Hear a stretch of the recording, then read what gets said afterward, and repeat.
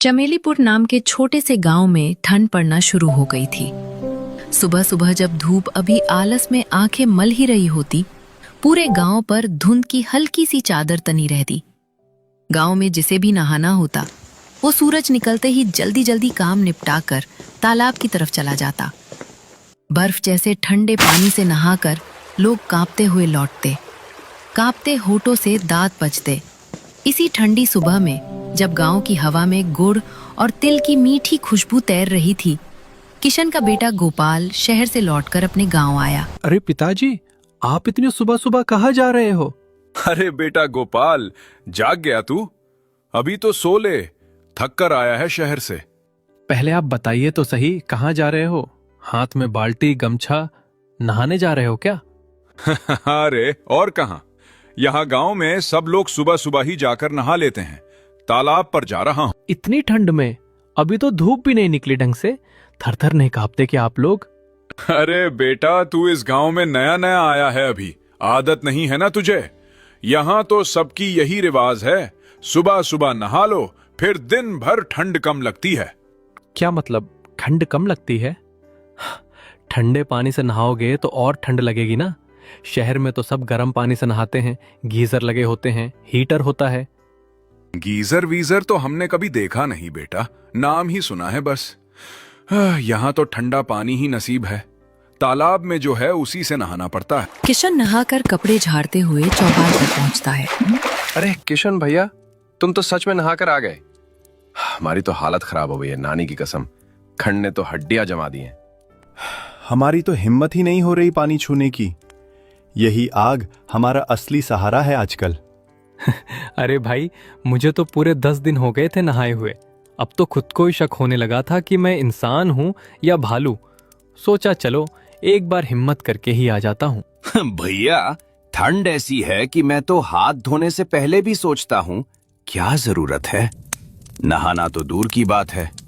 मेरा तो उसूल है हर 6 दिन बाद नहाना ही नहाना, लेकिन इस बार ठंड ने उसूल को धक्का दे दिया है।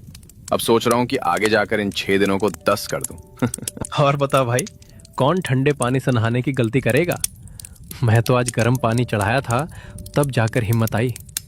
सब खिलखिलाते हुए अपने अपने घर की तरफ निकल जाते हैं। किशन जैसे ही घर के आंगन में कदम रखता है, गोपाल तो एकदम ताजा ताजा नहाया हुआ, बाल भीगे और माथे पर तौलिया बंधा। अरे गोपाल बेटा, तू इस कड़ाके की ठंड में नहा लिया, कैसे? कौन बोल रहा है पिताजी कि मैं ठंडे पानी से नहाया हूँ? मैं तो गर्म पानी से नहाया हूँ। किशन की आंखें फैल जाती हैं, जैसे किसी ने आकाश में 2 सूरज दिखा दिए हों। गर्म पानी? लेकिन हमारे घर में तो नल खोलते ही बर्फ जैसा पानी निकलता है। ये गर्म पानी आया कहां से? पिताजी, मैंने अपने कुएं में गीजर लगा दिया है। अब हमारे कुएं से सीधा गरम गरम पानी आता है। आप भी जाकर नहा लो, मजा आ जाएगा। वो बाल्टी लेकर कुएं के पास जाता है, रस्सी डालता है और पानी खींचकर बाल्टी में भरता है। जैसे ही वो हाथ डालता है, उसकी आंखें चमक उठती हैं। अरे बाप रे, ये तो सच में गर्म है।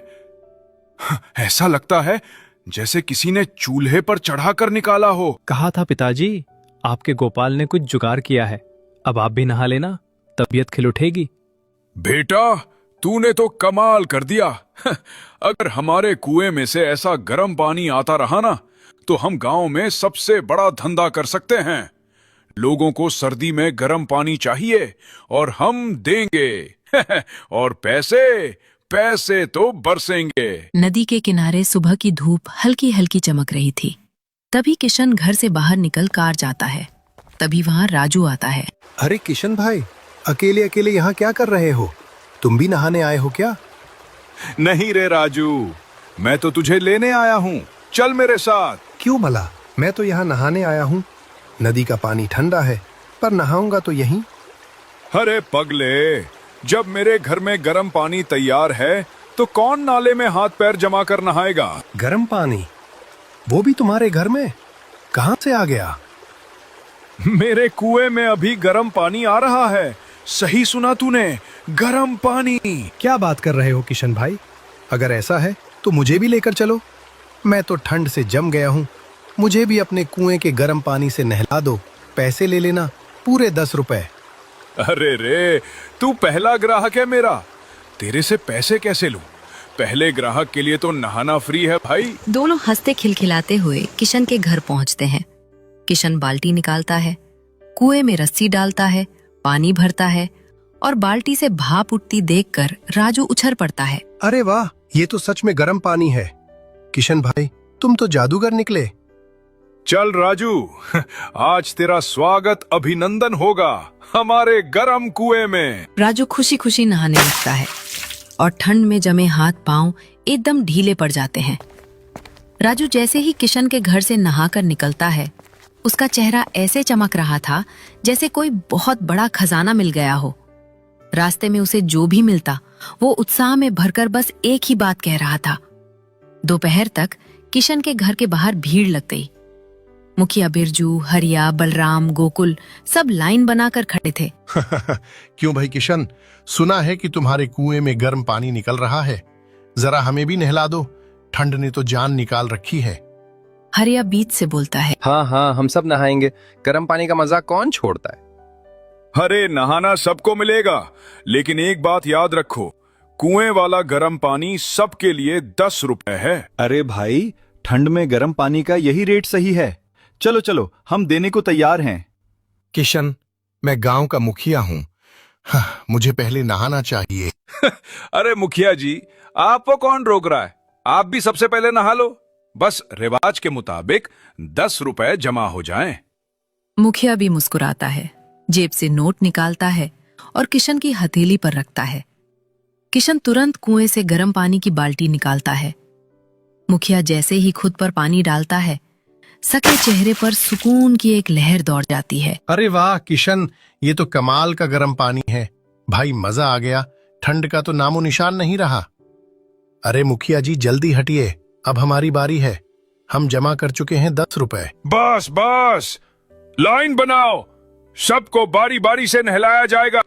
ये कुआं सबका है मगर रेट फिक्स है। एक एक कर गांव वाले आते गए। किशन उनके पैसे लेता, बाल्टी भरता और सब गर्म पानी से नहाकर ताजे तरोताजा होकर जाते रहे। रात हो चुकी थी।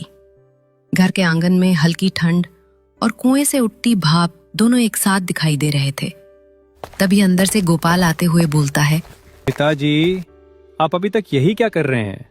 मैं वो गीजर हमारे घर के लिए लाया था, आपने तो पूरा गांव ही बुला लिया नहाने के लिए। अरे बेटा, ये सब करना पड़ता है। देख कितनी हरी हरी पत्तियां इकट्ठी हो गई हैं। नोट देखकर तो दिल ही खुश हो रहा है। गांव वाले जितना नहा रहे हैं उतना हमारा खजाना बढ़ रहा। पिताजी, गर्म पानी से नहलाना है तो गांव के पैसे जोड़कर एक बड़ा गीजर लगवा लेते। गांव के बाहर कोई जगह चुनकर लगा देते जिससे सब लोग वहीं जाकर नहा लें। हमारा गीजर तो सिर्फ हमारे घर के लिए था, इसीलिए तो मैंने कुएं में लगाया था ताकि हम आराम से नहा सकें। अरे गोपाल, तू अभी बच्चा है, धंधे की बात समझ नहीं पाता। आज गांव वाले नहाए, कल पास के गांव वाले आएंगे। धंधा चल पड़ा तो हम 2 गीजर क्या 4 गीजर भी खरीद लेंगे। पिताजी, आप तो पूरा कुआं ही बाजार बना दोगे। उसी समय दरवाजे पर ठक ठक की आवाज होती है। किशन भैया, सुना है आपके कुएं में गर्म पानी निकल रहा है, सोचा आपसे एक लोटा मांग लूं। रात में ठंडे ठंडे बर्तन धोने का मन नहीं कर रहा, हाथ जम जाते हैं, बस थोड़ा सा दे दो, बर्तन निपटा लूंगी। अरे विमला बहन, इसमें पूछने वाली क्या बात है? वो कुआं गांव का है, पानी भी सबका। जाओ ले लो, भर लो अपना लोटा गर्म पानी। भैया, पैसे लगेंगे क्या?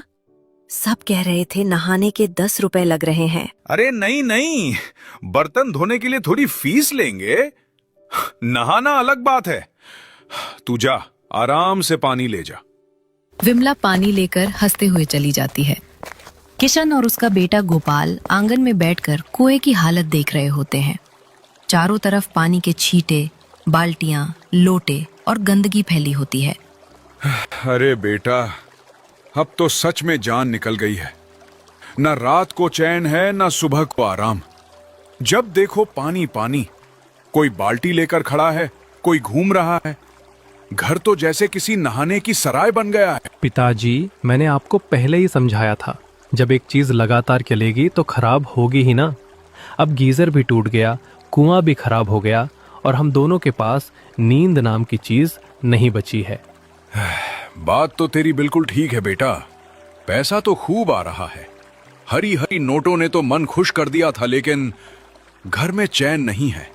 ये भी कोई जिंदगी है? रात है ना दिन, बस पानी पानी। पिताजी, अब फैसला लेना ही पड़ेगा।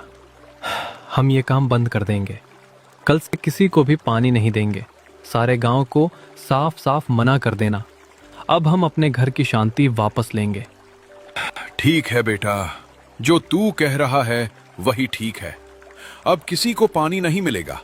लोग आएंगे तो कह देना कुआं बंद है, अब गर्म पानी नहीं मिलेगा।